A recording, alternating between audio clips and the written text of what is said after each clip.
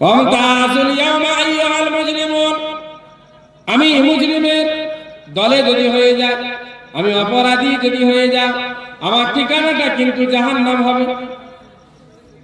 দুনিয়ার ডিটেনশন ক্যাম্পে, দুনিয়ার জেলখানায় যদি আমাকে ভরে দেয়, এখানে আমার জন্য আমার বাড়ি থেকে টাকা পয়সা যায়, আমার জন্য খাবার দাবার যায়। জেলখানাতেও দেখা গেছে অনেকেই জেলখানা সাথীরা এসে বলে, জেলখানায় ছিলাম, ওখানে বিড়ি সিগারেটের নেশা, সেই বিড়ি সিগারেটটাও কিন্তু টাকা দিয়ে পার করা যায়। যাই কি যায় না বলে? যাই কি যায় না? টাকা দিয়ে বের করে দেওয়া যায়। টাকা দিয়ে ভালো খাবার কিন্তু পাওয়া যায়। যিনি রান্নার দায়িত্বে আছেন, খাবার বন্টন করার দায়িত্বে আছেন, তাকে 200-100 টাকা হাতে ধরিয়ে দিলে, প্যাকেটে দিয়ে দিলে সে ভালো খাবার দিয়ে দেয়। একটা মাছের জায়গায় 2টা দিয়ে দেয়, তরকারিটা কম দেওয়ার ছিল বেশি দিয়ে দেয়, ভাতও বেশি দেয়, রুটিও বেশি দিয়ে দেয়। ও মুসলমান ভাইরা, আমার যুবক জওয়ান ভাইরা, বৃদ্ধ বাবারা, পর্দার অন্তরালের মা বোনেরা, কিয়ামতের দিন যদি আমি অপরাধীদের দলভুক্ত হয়ে যাই, জাহান্নামের মধ্যে যেতে হয়। আল্লাহ রাব্বুল আলামিন বলেন, ও আমার বান্দারে, জাহান্নামীরা জাহান্নামের মধ্যে পানি পানি করে ছটফট করতে থাকবে, পানি পানি করে চিল্লাবে। ওয়ানাদা আসহাবুন নারি আসহাবাল জান্নাহ আনা ফিরু আলাইনা মিনাল মাই আও মিম্মা রাযাকাকুমুল্লাহ। সেদিন ওই জাহান্নামীরা জান্নাতীদেরকে লক্ষ্য করে বলবে, ভাইরে, ওই যে খণ্ডবসে সূত্রপাড়ায় জলসা হয়েছিল, আমিও তো গেছিলাম তোর সাথে, আমার কোন গুনার কারণে জাহান্নামী হতে হয়েছে, তুমি তো জান্নাতে চলে গেছো, আমার জন্য একটু জান্নাতের নিয়ামত দাও, আমার জন্য জান্নাতের একটু পানি ছিটিয়ে দাও। আনাফিজু আলাইনা, গ্লাসে ভর্তি করে নয়, ড্রাম ভর্তি করে নয়, আনাফিজু, আমার দিকে একটু পানি ছিটিয়ে দাও, জান্নাতের পানি। ক্বালু ইন্নাল্লাহ হারামাহুমা আলাল কাফিরিন, জান্নাতীরা উত্তরে বলবে, না, এটা আল্লাহ জাহান্নামীদের জন্য হারাম করে দিয়েছে, জান্নাতের পানি জাহান্নামীরা পাবে না। বারবার যখন চিল্লাবে, কলিজা ফেটে মুখের দিকে বেরিয়ে যাবে। ফেরেশতারা আল্লাহর হুকুমে তাদের আর্তনাদ শুনতে পেয়ে পানি দেওয়ার জন্য যাবে। পানিটা হবে ইয়াতাজাররাহু ওয়া লা ইয়াকাদু ইউসিবুহু ওয়া ইয়াতিহিল মাউত মিন কুল্লি মাকান ওয়া মা হুয়া বিমাইত। কোরআন শরীফ 13 নম্বর পারা। ইয়াতাজাররাহু, কষ্ট করে গিলবে। দেখেন না, গলায় ব্যথা হলে নরমাল সময়ে স্বাভাবিক যেভাবে পানি আমরা খাই, সেভাবে তো পানি পান করা যায় না। গলায় ব্যথা, দাঁতে ব্যথা, কষ্ট করে ঢক ঢক করে পান করে। আল্লাহ বলেন, বান্দারে, ওই জাহান্নামের মধ্যে জাহান্নামীরা, তাদেরকে যখন পানি দেওয়া হবে, ইয়াতাজাররাহু ওয়া লা ইয়াকাদু ইউসিবুহু, পানিটা তারা মুখে নিবে, গিলতে পারবে না, এত কষ্ট, এত গরম পানি টকবক করে ফুটবে, জাহান্নামীদের রক্ত পুঁজ ফুটবে, সেই ফুটন্ত পানিটা গ্লাসে করে দিয়ে দেওয়া হবে, খাও। ওয়ায়াতিল মাউত মিন কুল্লি মাকান, আল্লাহ বলে তারা মৃত্যু দেখতে পাবে, মৃত্যু মৃত্যু করে চিল্লাবে, কিন্তু মরবে না। সেদিন আর মৌত হবে না, মৃত্যু এই তো মৃত্যু হয়ে গেছে, আবার কি মৌত আর হবে না, মৃত্যু হবে না। ইয়াতাজাররাহু ওয়া লা ইয়াকাদু ইউসিবুহু ওয়া ইয়াতিহিল মাউতু মিন কুল্লি মাকান ওয়া মা হুয়া বিমাইত। ও বান্দা, সেখানে মৌত হবে না, মৃত্যু হবে না, সেখানে ওই কষ্ট ভোগ করতে হবে, কষ্টের সাথে তোমাকে থাকতে হবে। কেউ তোমার ফরিয়াদ শুননেওয়ালা থাকবে না, তোমার সাহায্যকারী থাকবে না। ইয়াউমা তুবলাস সারাইর ফামা লাহু মিন কুওয়াতিন ওয়ালা নাসির, কোন শক্তি তোমাকে বাঁচাতে পারবে না, কোন সাহায্যকারী তুমি পাবে না। যেদিন তোমার সমস্ত গোপন ভেদগুলো আল্লাহ প্রকাশ করে দিবেন, কেউ তোমার সাহায্য করার জন্য এগিয়ে আসবে না। ডিটেনশন ক্যাম্পেও খানা পাওয়া যায়, জেলখানাতে থাকলেও খানা পাওয়া যায়, মাঝে মধ্যে ভালো পাওয়া যায়, কিন্তু এই দুনিয়ার পরে যে আখিরাতের জীবন, সেই জীবনটা যদি আমাদের জাহান্নামে যেতে হয়, সেই জীবনে আমাদেরকে যদি ওই মুজরিমদের দলভুক্ত হতে হয়, ওয়ামতাজুল ইয়াওমা আইয়ুহাল মুজরিমুন, আল্লাহ যদি আমাদেরকে বলে দেন এই মুজরিমের দল, অপরাধীদের দল, তোমরা আলাদা হয়ে যাও, আমরা সেদিন কি করব? কোনো ভালো সুস্বাদু পানীয় পাবো না, ভালো খাদ্যও পাবো না। পানি গরম দেওয়া হবে, এতটাই গরম থাকবে। কোরআন শরীফ খুলুন, 26 নম্বর পারা, সূরা মুহাম্মদ 15 নম্বর পারা, সূরাতুল কাহফের মধ্যে আল্লাহ ঘোষণা করেছেন ইয়াশবিল উজু। যখন ওই পানিটা মুখের কাছে নিয়ে যাবে, সঙ্গে সঙ্গে মুখমণ্ডলে যে মাংসগুলো থাকবে, চামড়া থাকবে, গোশত থাকবে, সব গলে ওই গ্যাসের মধ্যে পড়ে যাবে। ও পানিটা পান করতে চাইবে না, এত নোংরা পড়ে গেল, আবর্জনা পড়ে গেল, আমি আর পান করব না। ফেরেশতারা জোরপূর্বক তার গলায় ঢেলে দিবে। যেই মাত্র ঢেলে দিবে, ও সুকুমান হামিমা, 26 নম্বর পারা সূরা মুহাম্মদ, আল্লাহ বলে তাদেরকে পুরো গরম উত্তপ্ত পানি পান করানো হবে। এতটাই গরম পানিটা হবে, এতটাই উত্তপ্ত পানি হবে, ফাকাত্তা আমাআহুম, তাদের পেটের মধ্যে যে নাড়ি ভুঁড়ি আছে সবগুলো কেটে কেটে পায়খানার রাস্তা দিয়ে বেরিয়ে যাবে। এসব ইতিহাস কোন দুনিয়ার মানুষের লেখা ঘটনা নয়, আল্লাহর কোরআন। ফাকাত্তা আমাআহুম, তাদের নাড়ি ভুঁড়ি পেটে যা ছিল সব কেটে পায়খানার রাস্তা দিয়ে বেরিয়ে যাবে। এটা হচ্ছে জাহান্নামে, জাহান্নামীদেরকে যে পানিটা পান করানো হবে। ও মুসলমান ভাইরা, আমার চাচারা, মুরব্বী বাবারা, পর্দা আর অন্তরালের মা বোনেরা, ইসায়ার হচ্ছে এই সমস্ত ঘটনা পৃথিবীর বুকে ঘটছে, যেখানে মুসলমানদেরকে ষড়যন্ত্র করে কষ্ট দেওয়ার একটা চক্রান্ত চলছে পৃথিবী বিশ্বব্যাপী।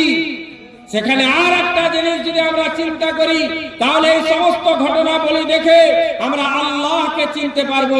আল্লাহমুখী হওয়ার, আল্লাহর দিকে ফিরে আসার, আল্লাহর দিকে অগ্রসর হওয়ার একটা সুযোগ আল্লাহ দিয়েছেন। বান্দা, তোমাকে যখন সবাই কষ্ট দেওয়ার চক্রান্ত করছে, তুমি আমার দিকে ফিরে এসো, তুমি আমার দিকে অর্ধ হাত আসবে, আমি আল্লাহ তোমার দিকে এক হাত যাবে। তুমি আমার দিকে হেঁটে হেঁটে আসবে, আমার রহমত তোমার দিকে দৌড়ে দৌড়ে যাবে। বলুন সুবহানাল্লাহ। রাতের অন্ধকারে তোমার কেউ কোথাও শুননেওয়ালা নাই, আমি আল্লাহ তোমার ফরিয়াদ শোনার জন্য প্রথম আকাশে চলে এসেছি।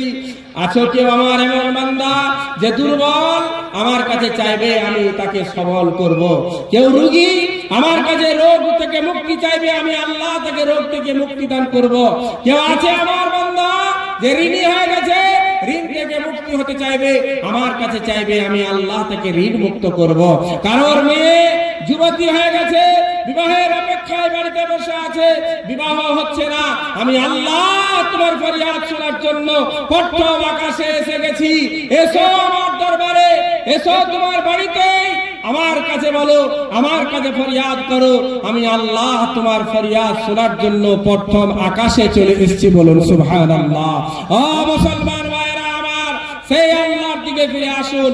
আল্লাহ আমাদের হেফাজত করবেন, যেভাবে আল্লাহ হেফাজত করেছিলেন মুহাম্মদুর রাসূলুল্লাহ সাল্লাল্লাহু আলাইহি সাল্লামের মক্কার কাফেররা সব তো উন্মুক্ত তলোয়ার নিয়ে নবীজির বাড়ি ঘেরাও করে দাঁড়িয়ে আছে।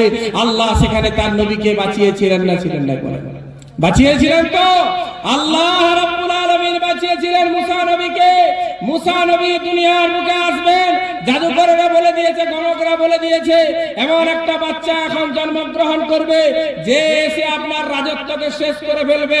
ফেরাউন হুকুম জারি করে দিল, আজ থেকে কোনো স্বামী স্ত্রী একত্রিত হতে পারবে না, আজ থেকে কোনো স্বামী তার বিবির কাছে ঘুমাতে পারবে না।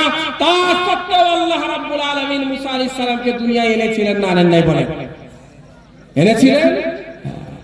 প্রত্যেকটা ঘরে ফোর্স লাগানো আছে। এই যে এখন ধরেন সিভিক ভলেন্টিয়ার থেকে শুরু করে পুলিশ ফোর্স প্রত্যেক ঘরে লাগিয়ে দেওয়া হয়েছে। তারপরে আল্লাহ মুসা আলাইহিস সালামের হেফাজত করেছিলেন। মুসা আলাইহিস সালাম বড় হলেন, ফেরাউনের ঘরে বড় হয়েছে।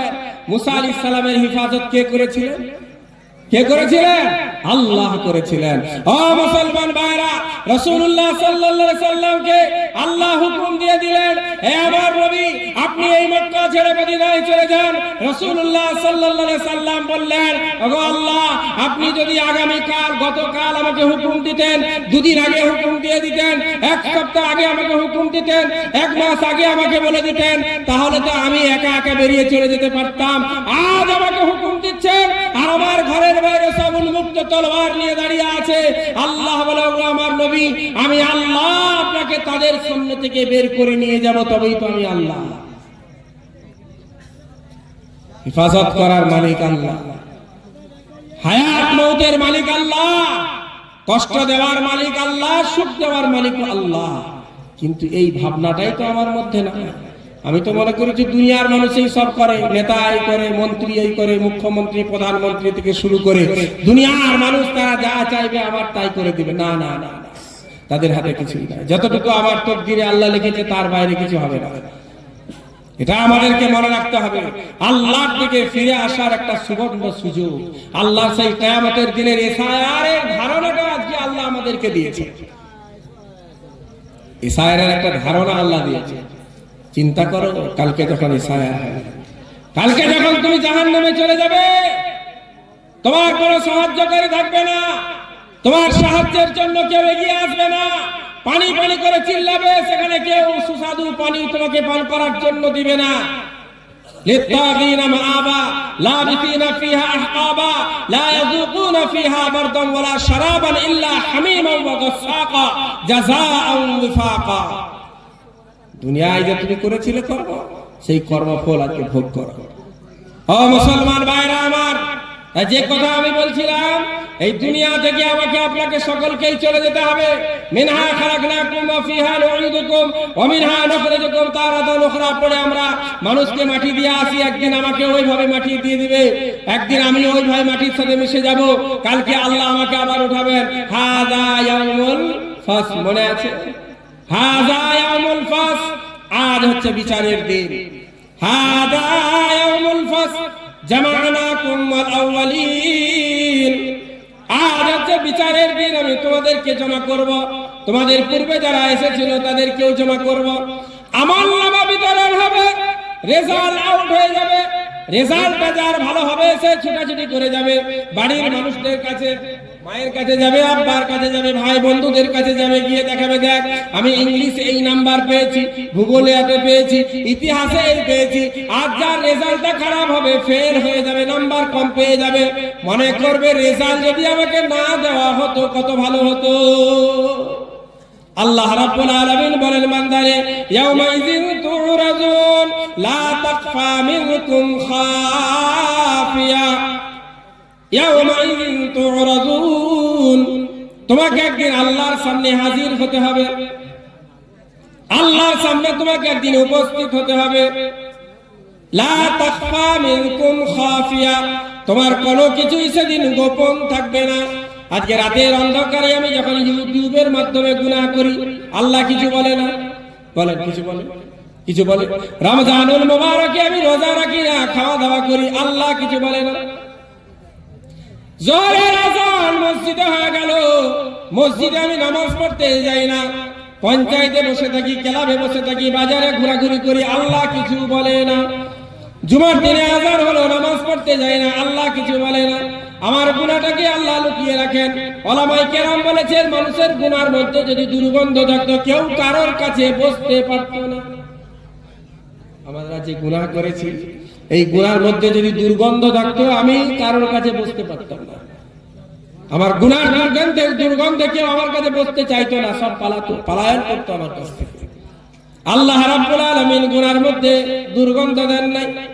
আল্লাহ রাব্বুল আলামিন আমার সমস্ত গুনাহ লুকিয়ে রেখেছেন। রাতের অন্ধকারে যা করেছি, মানুষের সামনে, মানুষের চোখের আড়ালে যা কিছু করেছি, আল্লাহ রাব্বুল আলামিন সব কিছু লুকিয়ে রেখেছেন। কিন্তু কিয়ামতের দিনে কোনো কিছু আর গোপন থাকবে না।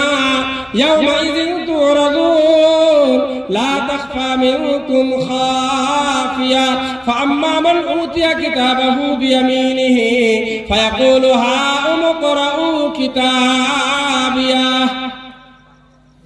অতঃপর যে তার আমল নামাটা ডান হাতে পাবে, ডান হাতে আমল নামা পেয়ে যাবে। ফাম্মা মান উতিয়া কিতাবাহু বিয়ামিনি ফায়াকুলু হা উমকরাউ কিতাবিয়া, আওয়াজ দিয়ে বলবে বন্ধু এসো এসো আমার আমল নামাটা একটু পড়ে দেখো, দেখো না কত সুন্দর আমার রেজাল্ট হয়েছে। উলামায়ে কেরাম লিখেছেন, মুফাসসিরিনে কেরাম, আর একটা মানুষ যার আমল নামাটা বাম হাতে আসবে, বাম হাতে নিতে চাইবে না কিন্তু চলে আসবে, আমল নামা ধরতে চাইবে না, ডান হাতকে ঘাড়ের উপর রেখে দেওয়া হবে, কাঁধের উপর রেখে দেওয়া হবে, এইভাবে থাকবে, পেছন দিকে হাতটা আল্লাহ করে দিবেন, পেছন দিকে আমল নামা চলে আসবে, খারাপ আমল নামা, জাহান্নামীদের আমল নামা। ওয়া আম্মা মান উতিয়া কিতাবাহু বিশিমালি ফায়াকুলু ইয়া লাইতানি লাম উতা কিতাবিয়া, আফসোস করে বলবে, আফসোস যদি আমি আমার আমল নামাটা না পেতাম কত ভালো হতো। ওয়ালাম আদরি মা হিসাবিয়া, আমাকে যদি আমার আমল নামা না দেওয়া হতো, আমি আমার হিসাবটা জানতেই না পারতাম কত ভালো হতো। ইয়া লাইতাহা কানাতিল কাযিয়া, আফসোস যদি আমার মৃত্যুই শেষ হয়ে যেত। আমরা বলি না মানুষটা মারা গেছে, মৃত্যু হয়েছে, দুনিয়ার শরীরটার মৃত্যু হয়েছে, কবরে আল্লাহ তাকে জিন্দা করেন কি করেন না বলেন? কবরে যাওয়ার পরে জিন্দা করা হয় কি হয় না? কবরে যাওয়ার পরেই জিন্দা করে দেওয়া হয়। নবী আমার বলেন, মানুষ যখন মারা যায়, ইউতমাউল মাইয়িতা সালাসাতুন, মানুষ যখন মারা যায় তার সাথে তিনটা জিনিস যায়। কটা জিনিস বলেন? কটা বলেন? জোরে বলেন, জোরে বলেন। শীত লাগছে আপনাদেরকে বুঝতে পারছি, আমি তো ঘেমে গেছি। তিনটা জিনিস সাথে যায়, মৃত মানুষের সাথে তিনটা জিনিস যায়। ইয়াতমাউল মাইয়িতা সালাসাতুন ফায়ারজিউ ইসনানি, দুটা জিনিস ঘুরে চলে আসে। ওয়ায়াবকা ওয়াহিদুন, তার সাথে একটা থাকে। দুটা জিনিস ঘুরে আসে। এক নাম্বার ঘুরে আসে, নবী আমার বলেন আহলুহু ওয়া মালুহু, তার আহলবর্গ, আত্মীয় স্বজন। বাপ মারা গেছে, এখন ওই বাপের 5 জন সন্তান, 5 জন পুত্র সন্তান। মহিলারা তো কবরস্থানে যায় না, যায় না, মহিলারা কবরস্থানে যায় না, মহিলাদের জানাজার নামাজ নাই, মহিলাদের কবরস্থানে যাওয়ার অনুমতি নাই, কিন্তু পীর সাহেবের মাজারে যাওয়ার অনুমতি আছে। কি বলে? হ্যাঁ, খাজা বাবার মাজারে যাওয়ার অনুমতি আছে, আছে? কথা বলেন, আছে? কোন বাবার মাজারে যাওয়ার অনুমতি মহিলাদের নাই। আল্লাহ রাব্বুল আলামিন তাদেরকে ঘরের মধ্যে থাকতে বলেছেন। তার আব্বা মারা গেছে, বাপের জানাজায় তার মেয়েটা শরীক হতে পারে না। আমার ওই সমস্ত মা যারা মাজারে যায়, পীর সাহেবের মাজারে যায়, কোন পুকুরে যায়, কোন গাছতলায় যায়, বিভিন্ন জায়গায় যায় না। ও মা, আপনার জন্য এর অনুমতি শরীয়তে ইসলাম দেয়নি। যা কিছু চাইতে হবে আল্লাহর কাছে চাইতে হবে, আল্লাহ ছাড়া কারোর কাছে কোনো কিছু চাওয়া যাবে না। ইযা সালতা ফাসআলিল্লাহ, নবী আমার বলে গেলেন, যখন তোমার কোনো কিছু চাওয়ার হবে আল্লাহর কাছে চাও। ওয়া ইযা ইসতাআনতা ফাসতাইন বিল্লাহ, আর যখন কোনো সাহায্য চাওয়ার ইচ্ছা হবে আল্লাহর কাছে সাহায্য চাইবে, অন্য কারোর কাছে চাওয়া যাবে না। বাপ মারা গেছে, আব্বার জানাজা পড়ার পরে তার ছেলেরা মাটি দিয়ে বাড়িতে ফিরে আসে কি আসে না বলেন? আসে কি আসে? দুলা ভাই মারা গেছে সারা সম্বন্ধী, তারাও ফিরে চলে আসে। ছোট ভাই মারা গেছে, বড় ভাই মাটি দিয়ে ঘরে চলে আসে। ইমাম সাহেব বলেছে দোয়া হবে। কবরস্থ করার আগে দোয়া হয় না পরে হয়? জানাজা পরে দোয়া হয়? আপনাদের এলাকায় হয়? অনেক জায়গায়, আমাদের ওদিকে কিছু কিছু জায়গা আছে জানাজা পড়লো দোয়া, আবার তখনই আবার দোয়া, যদিও ওটা হাদিস বিরোধী। কিন্তু ইমাম সাহেব বলল যে কবরস্থ করার পরে আবার দোয়া হয়, সময় নেই। ছেলে চলে আসে, ছোট ভাইকে দাফন করে বড় ভাই বাড়িতে চলে আসে। বাপকে দাফন করলো, ছেলে বাড়িতে চলে এলো, কেউ দাঁড়ায় না, সময় নাই, সব ব্যস্ত মানুষ। দোকানি দোকান খুলতে চলে যায়, ব্যবসায়িক ব্যবসার কাজে চলে যায়, চাষি চাষের কাজে চলে যায়, বন্ধুকে নিয়ে ঘুরতে বেরিয়ে যায়। বাপ মারা গেছে, এই মাত্র কবরস্থ করা হয়েছে, ফুটবল খেলা হচ্ছে, ম্যাচ দেখতে চলে গেছে, বাপ মারা গেছে। ও বন্ধু, আমি যখন মারা যাব আমার সাথে তিনটা জিনিস যাবে। নবী আমার বলেন দুটা জিনিস সাথে যাবে, তিনটা জিনিস যাবে, দুটা ফিরে আসবে, একটা সাথে থাকবে। দুটা ফিরে চলে আসবে।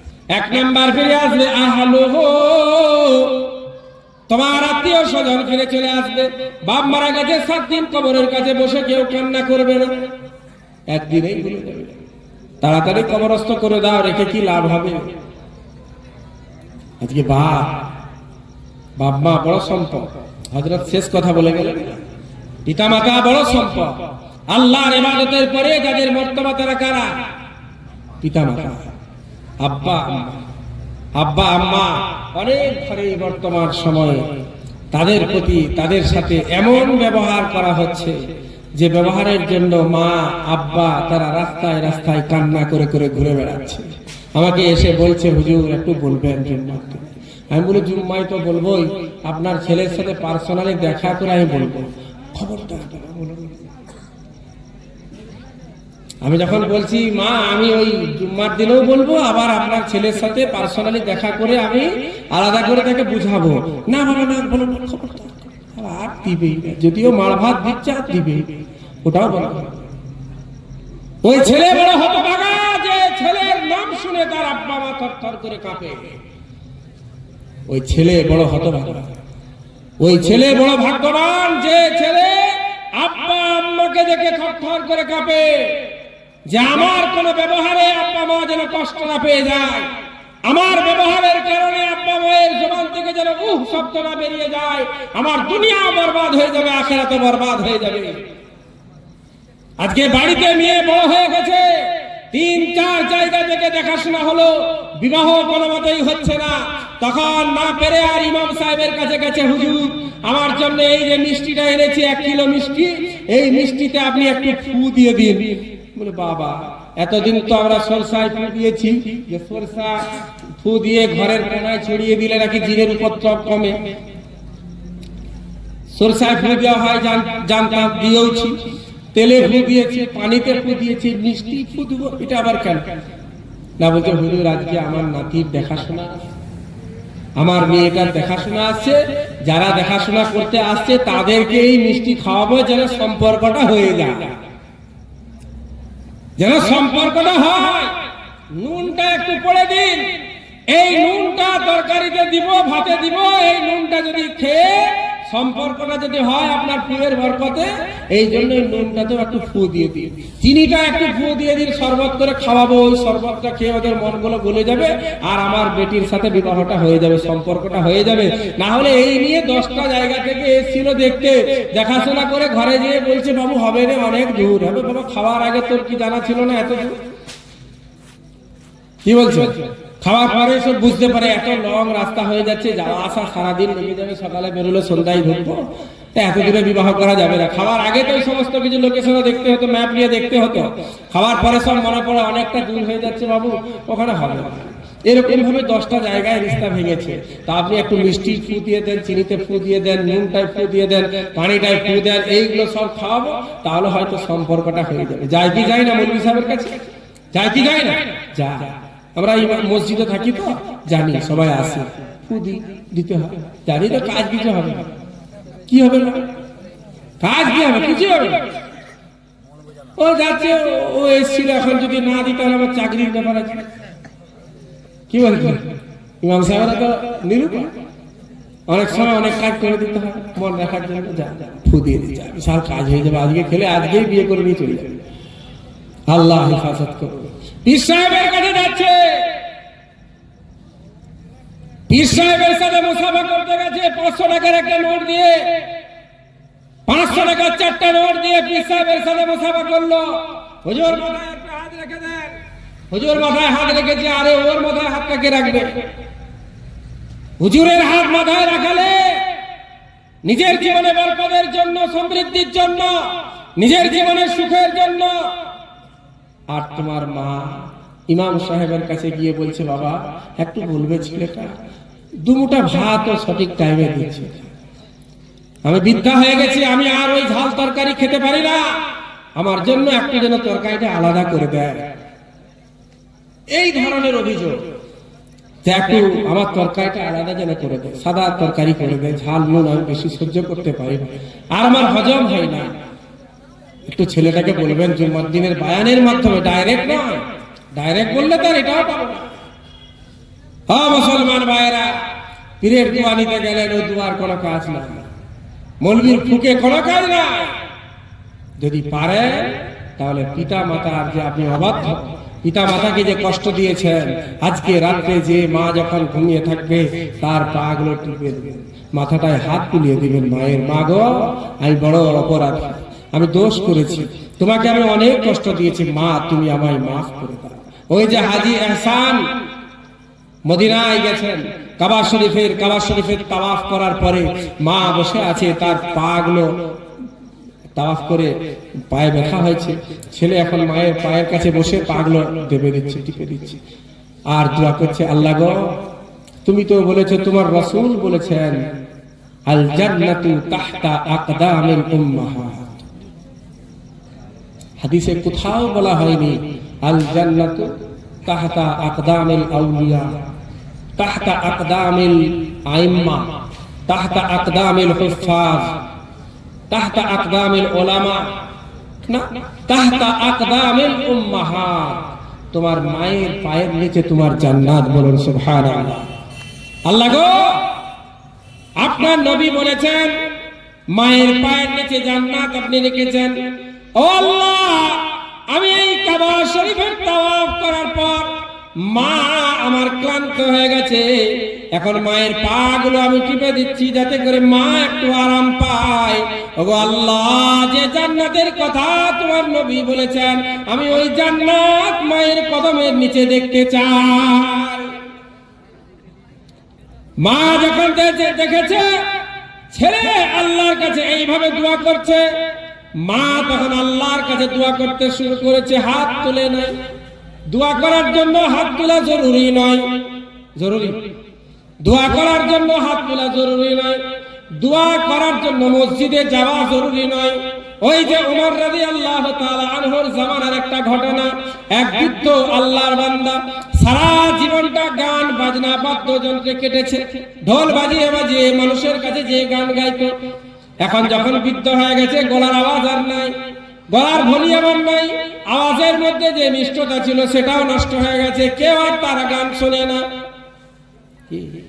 এই যে মারা যাচ্ছে দেখছেন না, বলিউড টলিউডের নায়ক নায়িকারা, বড় বড় গায়ক গায়িকারা, একটা দিন তাদের এমন ছিল ব্যাপারেই আলাদা, আবার একটা দিন এমন আসে যাদের লাশটা মাসের পর মাস ঘরের ভিতরে আবদ্ধ অবস্থায় পড়ে থেকে পোকাতে দুনিয়াতেই খেয়ে নিয়েছে। কয়েকদিন আগের একটা ঘটনা ঘটলো না, দেখেন নাই? পাকিস্তানে একজন নায়িকা ঘরের মধ্যেই মরে পড়ে আছে, কবে মারা গেছে কেউ জানে না, লাশ পড়ে আছে, পুরো পোকা কিলবিল করছে, সেখানে পোকাতে পুরো শরীরটাকে খেয়ে ফেলেছে, শুধু কাপড়গুলো পড়ে আছে। মুসলমান ভাইরা, আমার চাচারা, মুরব্বী বাবারা, যে কথা আমি বলছিলাম, ওই বুড়ো কবরস্থানের এক কোণে বসে আল্লাহর কাছে দোয়া করছে, ফরিয়াদ করছে, নিজের দুঃখের কথা আল্লাহকে বলছে। মসজিদে নয়, কোন আলেমের মাধ্যমে নয়, কোন পীর সাহেবকে টাকা দিয়ে দোয়া করায়নি, নিজে আল্লাহকে বলছে। আল্লাহ বলেছেন, লানিনুল মুজরিমিন আহাব্বু ইলাইয়া মিন সাজালিল মুসাব্বিহিন। আমার কোন গুনাহগার বান্দা যখন আমার জন্য পৃথিবীর কোন প্রান্তে, পৃথিবীর কোন জায়গায় আমার কাছে নির্জনে একা কান্না করে করে দোয়া করে ফরিয়াদ করে, আমি আল্লাহ আমার একজন ওলি বান্দা আমার ঘর, পবিত্র ঘর মসজিদে বসে সুবহানাল্লাহ আলহামদুলিল্লাহর জিকির আজকার করার থেকে আমার ওই গুনাহগার বান্দার কান্নার আওয়াজটাকে আমি পছন্দ করি। বলুন সুবহানাল্লাহ। মুসলমান ভাইরা, ওই বুড়োটা কান্না করছে আল্লাহর কাছে। হযরত ওমর ইবনে খাত্তাব রাদিয়াল্লাহু তাআলা আনহু ঘুমাচ্ছেন, স্বপ্নে কে যেন তাকে এসে বলছে, ওমর তুমি ঘুমাচ্ছ, তাড়াতাড়ি দৌড়ে যাও জান্নাতুল বাকিতে। আমার একজন বান্দা কান্না করছে, তার ব্যবস্থা করো। কয়েকদিন থেকে অনাহারে আছে, কয়েকদিন থেকে তার পেটের মধ্যে কোনো খাবার পড়েনি, যাও তুমি ব্যবস্থা করো। হযরত ওমর রাদিয়াল্লাহু তাআলা আনহু দৌড়াদৌড়ি করে গেছেন, ছুটাছুটি করে গেছেন। ওই বুড়ো যখন দূর থেকে লক্ষ্য করেছে ওমর ছুটে আসছে, ওমরের একটা ভয় মানুষের মধ্যে বিশাল ছিল, যে ওমরের জন্য নবী আমার বলেছেন, ওমর যে রাস্তায় যায় সেই রাস্তায় শয়তান যায় না, শয়তান নিজের রাস্তা পরিবর্তন করে। ওমরকে যখন দেখেছে বুড়ো, তখন ছুটতে লেগেছে, দৌড় দিয়ে দিয়েছে। ওমর বলে, ও বাবা, ছুটতে তোমায় হবে না, ছুটতে তোমায় হবে না, থামো থামো, আমি ওমর আসি না, আল্লাহ আমাকে পাঠিয়েছে। আমি নিজে নিজে আসি না, আল্লাহ আমাকে পাঠিয়েছে তোমার ব্যবস্থা করার জন্য। আল্লাহর ওই বান্দা সাজদায় মাথা রেখে আল্লাহর কাছে কাঁদতে কাঁদতে জীবনটাই চলে গেছে, মৃত্যুবরণ করেছে। আল্লাহ গো, সারা জীবন তোমাকে একবারও আমি তোমার নাম নিয়ে ডাকলাম না, আর আমি একবার তোমাকে ডেকেছি, তুমি শুনে নিয়েছি। আল্লাহ বড় দয়ালু। আল্লাহকে পাওয়ার জন্য মাধ্যমের অতটা প্রয়োজন নাই যতটা প্রয়োজন আমরা আজকে মনে করছি। আর সব থেকে বড় মাধ্যম তো আমার ঘরে আছে। মা দোয়া করছে আল্লাহর কাছে, হাত তোলার প্রয়োজন হয় না। ওগো আল্লাহ, আমার ছেলে আপনার কাছে জান্নাত দেখতে চেয়েছে, আপনি আমার ছেলেকে জান্নাতটা দেখিয়ে দিন। মা এদিকে দোয়া করে, আল্লাহ রাব্বুল আলামিন মায়ের কদমের নিচে জান্নাতকে প্রকাশিত করে দিয়েছেন। বলুন সুবহানাল্লাহ। ও মুসলমান ভাইরা, আজকে ওই মায়ের সাথে দুর্ব্যবহার করে সন্তান একটা কোরআনের আয়াত পড়ে আপনাকে শোনাই, তাহলে হয়তো বুঝতে পারবেন। আল্লাহ রাব্বুল আলামিন বলেন 21 নম্বর পারা আয়াত, ওয়াসাইনাল ইনসানা বিওয়ালিদাইহি হুসনা ওয়া ইন জাহাদাকা লিতুশরিকা বিহি মা লাইসা লাকা বিহি ইলমুন ফালা তুতি'হুমা ওয়া সাহিবহুমা ফিদ দুনিয়া মা'রুফা। পৃথিবীতে একটা মানুষের সবথেকে কুকর্ম, সবথেকে বড় খারাপ কাজ আল্লাহর সাথে শিরক করা। কি বলেন? আল্লাহকে অস্বীকার করা। আল্লাহর একজন বান্দা বান্দি, তার সবথেকে নিকৃষ্ট কাজ কি? আল্লাহকেই অস্বীকার করে দেয়া, যে আল্লাহ তাকে সৃষ্টি করলো তাকে না মানা। এখন আমরা যারা অভিযোগ করি সন্তানরা, ও বহু খিটখিটা হয়ে গেছে, জানেন, বাপ যত বয়স হচ্ছে খিটখিটা হয়ে গেছে, কিছুই সহ্য করে না, সারাদিন খিটির খিটির ঘরে করছে। কখনো বউয়ের সাথে ঝগড়া, কখনো ছেলের সাথে ঝগড়া, নাতি পোতাদেরকে মারতে যাচ্ছে লাঠি নিয়ে, এই জন্য মাঝে মধ্যে রেগে যায়। এটা অভিযোগ, ছেলেদের অভিযোগ। ও যুবক ছেলেরা, যাদের আব্বা আম্মা বাড়িতে বেঁচে আছে, সুবর্ণ সুযোগ জান্নাতটাকে নিজের বানিয়ে নেওয়া, নিজেকে জান্নাতের উপযুক্ত বানানো সুবর্ণ সুযোগ এখনো আছে। আল্লাহ পাক বলেন, বান্দা তুমি তোমার বাবা একটা কথা একবার বললেই হয়, ছেলে দুবার বলে দিয়েছে তুমি রেগে যাচ্ছ, তিনবার বলে দিয়েছে তুমি রেগে যাচ্ছ। বান্দা শোনো, আমি আল্লাহ ফয়সালা করে দিলাম, তোমার মা যদি মুশরিক হয়, কি হয়? কথা বলেন, মুশরিকা, আল্লাহর অস্বীকারী, আল্লাহকে যে মানে না, কাফেরা, কাফের। ওয়াইন জাহাদাকা লিতুশরিকা বিমা লাইসা লাকা বিহি ইলম ফালা তুতি'হুমা। তোমার মা যদি তোমাকে শিরিক করতে বলে আল্লাহর সাথে, তোমার মা যদি তোমাকে বলে আল্লাহকে ছেড়ে দাও, আল্লাহকে অস্বীকার করো। আল্লাহ সেই কথা বলছেন, একজন সাহাবী ঈমান এনেছেন, মুসলমান হয়ে গেছেন, মা এখন রাগ করে খানা পিনা ছেড়ে দিয়েছে, খানা পিনা সব ছেড়ে দিয়েছে, খাবো না যতক্ষণ পর্যন্ত তুমি তওবা করে আবার নিজের বাপ দাদার ধর্মে ফিরে আসছো, ততক্ষণ খাবো না, পানিও খাবো না, খানাও খাবো না। ছেলে বলে খাও না। 2 দিন 3 দিন পেরিয়ে গেছে, খাইনি। মা এবার মারা যাবে, ছেলে আর সহ্য করতে না পেরে কি করেছে, মায়ের মুখ ধরে ফেড়ে খাবার দিয়ে দিয়েছে মুখে, এইভাবে খাইয়েছে। আল্লাহ তখন কোরআনের আয়াত অবতীর্ণ করলেন, ও বান্দা, এটা উচিত হয়নি, তোমার উচিত হয়নি, তাকে এইভাবে কষ্ট দেওয়া তোমার উচিত হয়নি। তোমার মা যদি মুশরিক হয়, তোমার মা যদি শিরিক করতে পারে, আল্লাহকে অস্বীকার করতে বলে, এটা করা যাবে না। কিন্তু তারপরেও ফালা তুতিউহুমা ওয়া সাহিবুহুমা ফিদ দুনিয়া মা'রুফা। দুনিয়াতে সে একজন মুশরিকা, আল্লাহকে অস্বীকার করেছে, একজন কাফেরা। কাফের হওয়া সত্ত্বেও বান্দারে আমি আল্লাহ ফরমান জারি করে দিলাম, ওই কাফের মায়ের সাথে ভালো ব্যবহার করতে হবে।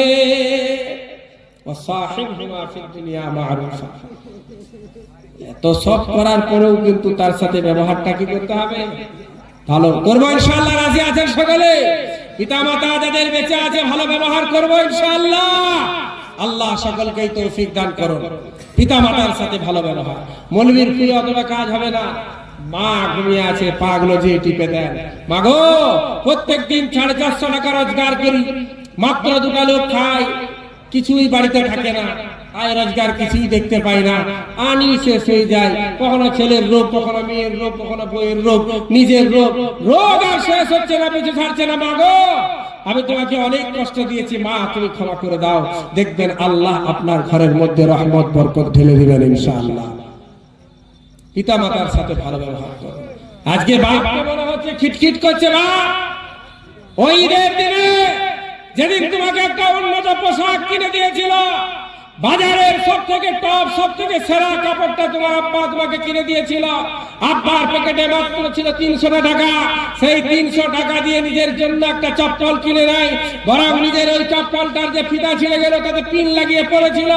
তোমার আব্বা নিজের পরনের জন্য একটা সাদা লুঙ্গি কিনে নেয়, বিবিকে বলেছিল, তোমার মাকে বলেছিল, আমার এই লুঙ্গিটা একটু কেচে বুলু দিয়ে দিবে, ওতেই আমার কাজ চলে যাবে। নিজের পরনের একটা পাঞ্জাবি বানায়নি, পুরাতন পাঞ্জাবিটা বলেছিল কেচে একটু বুলু দিয়ে দিবে। আমি বুড়ো মানুষ আর এত নতুন কাপড় নিয়ে কি করব? ছেলেটার জন্য এক জোড়া আমি জুতা কিনে নিয়ে এসেছি, ছেলেটার জন্য জিন্সের একটা প্যান্ট কিনে নিয়ে এসেছি। আজকে ওই আব্বা 10টা টাকা সকালবেলায় খুঁজলে বন্ধুদের কাছে 18 বার বলে বেড়ায়, বাপ বুড়ো হয়ে গেছে, এখন আমার খরচ কমে নাই, খরচ কমে নাই। বাপ যখন জওয়ান ছিল এটিএম আমার, বাপ যখন জওয়ান ছিল বাজারের সমস্ত খেলনা আমার ছিল, বাপ যখন জওয়ান ছিল দোকানে যেটা